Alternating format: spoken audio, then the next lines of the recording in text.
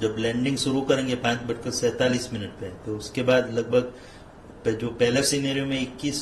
17 minute और 21 second लगेंगे, और वो अगर रीटारगेटिंग करके दूसरी उस पे जाता है दूसरे सेक्शन में, तो लगभग 11 सेकंड और लगेंगे, तो 17 मिनट और 32 सेकंड लगेंगे। तो ये तो तब तक तो लैंडर सही मायने में सेफली, सुरक्षापूर्वक और सफलतापूर्वक उत्तरायण कर चुका होगा, वहां पे पहुंच चुका होगा।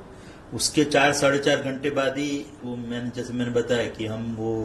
रैंप खोलेंगे और उसमें से रोवर बाहर निकल के अपना कार्य करेगा। जो यान है वो हमने 14 जुलाई 2023 को प्रक्षेपित किया था। हमारे जो लॉन्च व्हीकल है LV-M3, जो सबसे बड़ा हमारा लॉन्च व्हीकल है इसरो का, उसके द्वारा श्रीहरिकोटा से। उसके बाद उसको जियो ट्रांजिशनरी ऑर्बिट में रख दिया गया था, और उसके बाद धीरे धीरे उसका ऑर्बिट बदलते हुए उसको अर्थ के इन्फ्लुएंस से बाहर निकाला गया, जिससे कि अर्थ के ग्रेविटेशन इफेक्ट से बाहर जाए और चंद्र की ओर अग्रसर हो,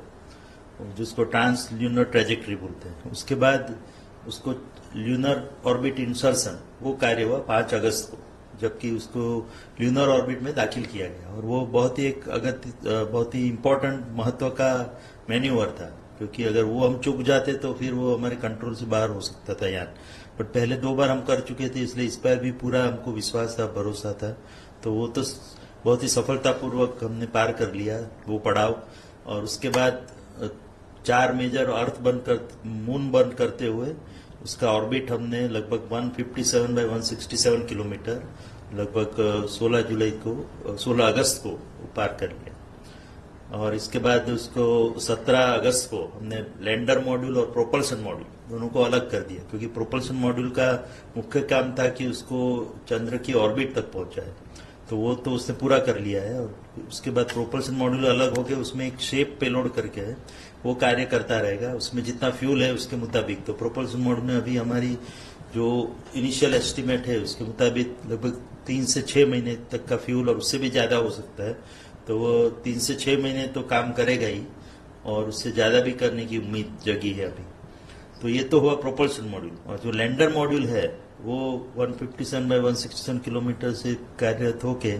आज ये उसका अलग अलग डीबूस्टिंग फेज में से प्रसारित किया गया, और आज जबकि 22 अगस्त को उसको 120 बाय 30 किलोमीटर की ऑर्बिट में वो घूम रहा है, और उसको कल तक वो 100 बाय 30 किलोमीटर ऑर्बिट में पहुंच जाएगा, और फिर उसको 30 किलोमीटर से हम नीचे की ओर उतारेंगे, जबकि वो चंद्र की सतह पे टच डाउन करेगा। और ये कार्य पूरा लगभग कल 5:47 पे शाम को ये शुरू होगा। जो लैंडिंग है, जैसा कि मैंने बताया 30 किलोमीटर की ऊंचाई से लैंडिंग शुरू होगा, और नीचे टच डाउन होगा लगभग 17 मिनट और 21 सेकंड के बाद, यानी कि शाम को 6:04 पे हमको ये खुशी की खबर मिल सकती है कि भारत का एक चंद्रयान-3 लैंडर सॉफ्ट लैंडिंग करके चंद्र की सतह पर उतर गया होगा। तो इस पूरी प्रक्रिया में ये बहुत ही कठिन प्रक्रिया है, इतना इजी नहीं है चंद्र पे लैंड करना, और खास करके दक्षिण ध्रुव पे, क्योंकि दक्षिण ध्रुव जो प्रदेश है वो बहुत ही हैजार्डस प्रदेश है, क्योंकि उसमें बहुत ही कठिन प्रदेश है, उसमें गड्ढे भी हैं और जिसको बोलते हैं हम पत्थर भी बहुत बड़े बड़े हैं। तो क्रेटर्स एंड बोल्डर्स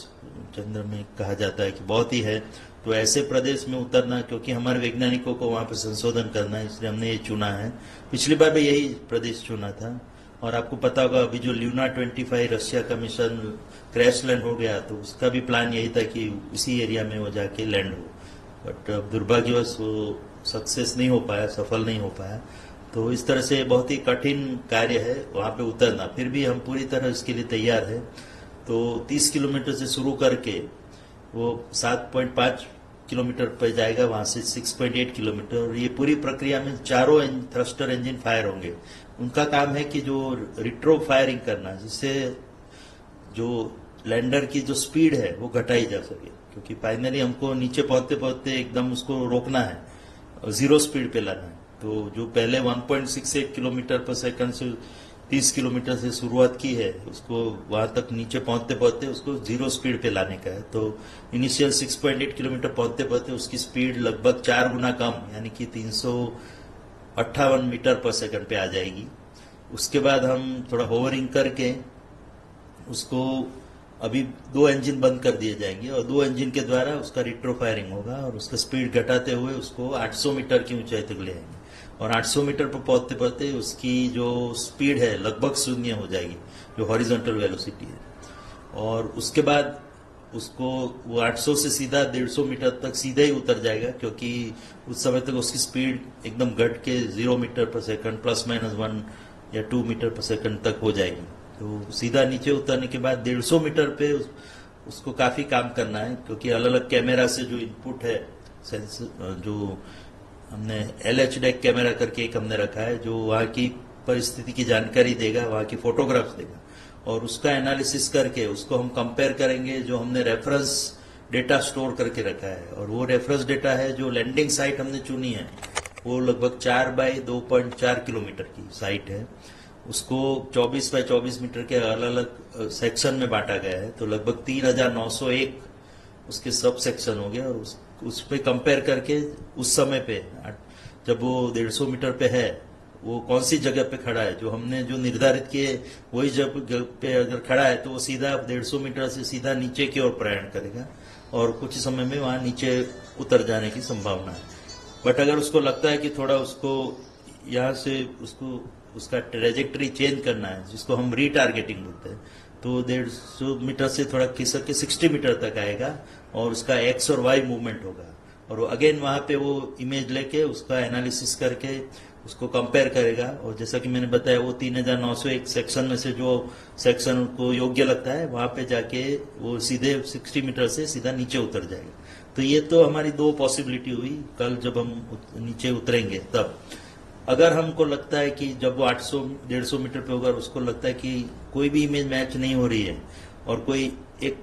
जो पूर्व निर्धारित एरिया के बदले कोई और जगह ही अगर पहुंच गया है और उसकी संभावना काफी कम है, फिर भी उस संभावना को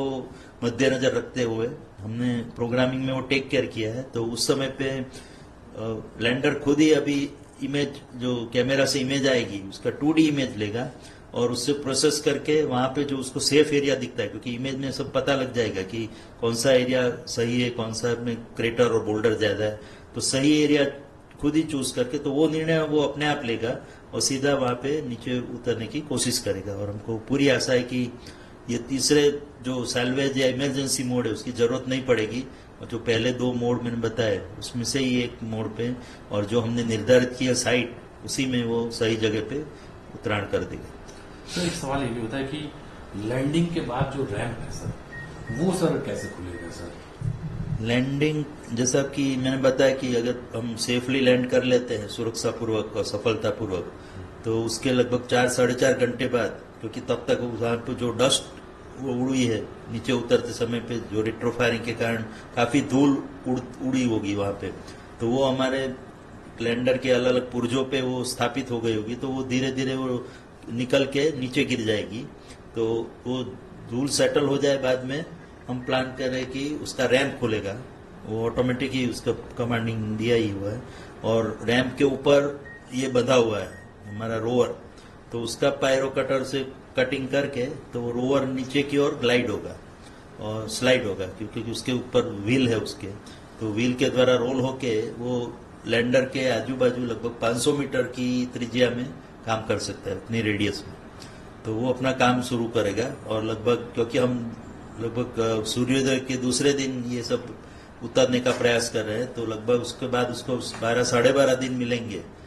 रोवर को अपना कार्य करने के लिए, क्योंकि उसके बाद वहां पे रात शुरू हो जाएगी और रात को सूर्य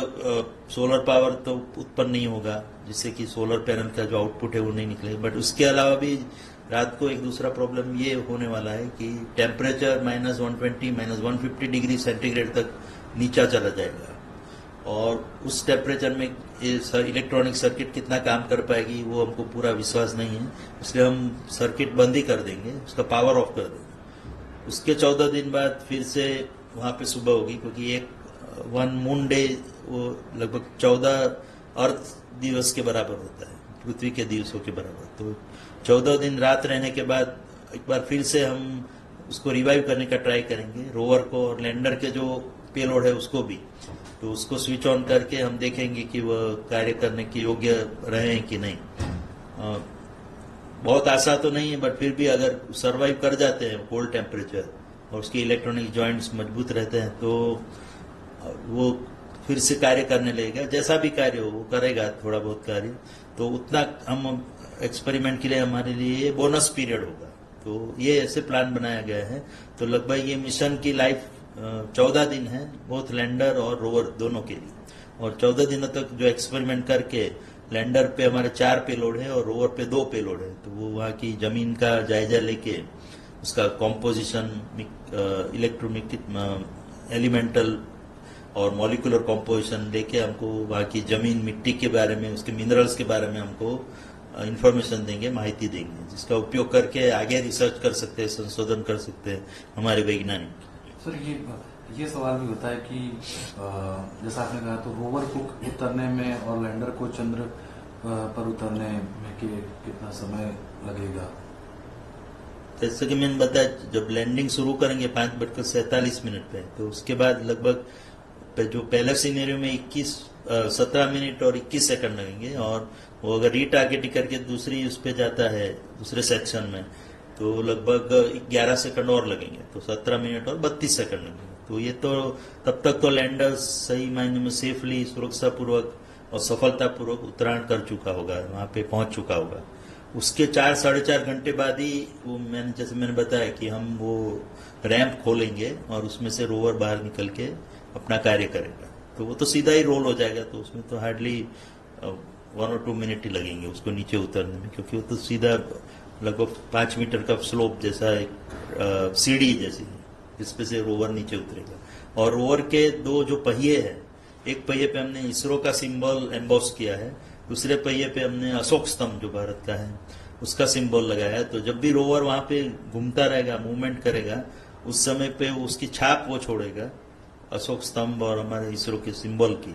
जो उसका फोटोग्राफ हमारे पीछे, रोवर के पीछे हमने एक रोवर इमेजर कैमरा लगाया है, तो वो रेगुलरली हमको इमेज देता रहेगा। तो उससे लोगों को भी आश्वासन मिलेगा, आश्वस्त होंगे कि रोवर हमारा ठीक काम कर रहा है और वहां पे चंद्र की धरती पे मूवमेंट करके और इसरो की छाप और हमारे देश की छाप वहां पे छोड़ चुका है।